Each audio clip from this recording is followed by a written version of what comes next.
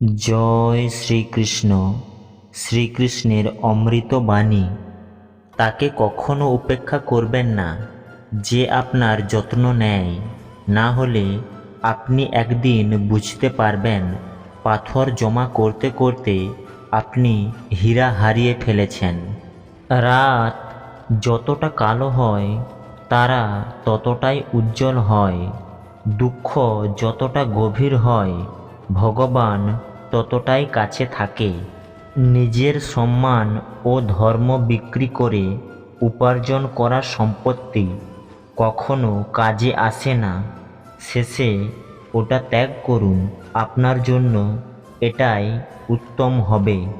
জমি ভালো হোক বা সার ভালো হোক, কিন্তু যদি জল খারক হয় তাহলে ফুল ফোটে না। ঠিক সেরকমই মনোভাবনা ভালো হোক বা কর্ম ভালো হোক, কিন্তু যদি মুখ নিঃসৃত বাক্য বাজে হয় তাহলে সম্পর্ক কখনো টিকবে না। মানুষ এই জন্য একলা হয়ে যায় কারণ আপন লোককে ছাড়ার সিদ্ধান্ত তারা বাইরের লোকের কাছ থেকে নেয়। সত্যিকারের যারা আপনাদের স্নেহ করবে তারা আপনাকে খারাপ কথা বলতে পারে, কিন্তু আপনার খারাপ চাইতে পারে না, কারণ তাদের রাগের মধ্যে চিন্তা থাকে আর হৃদয়ের মধ্যে আপনার জন্য স্নেহ।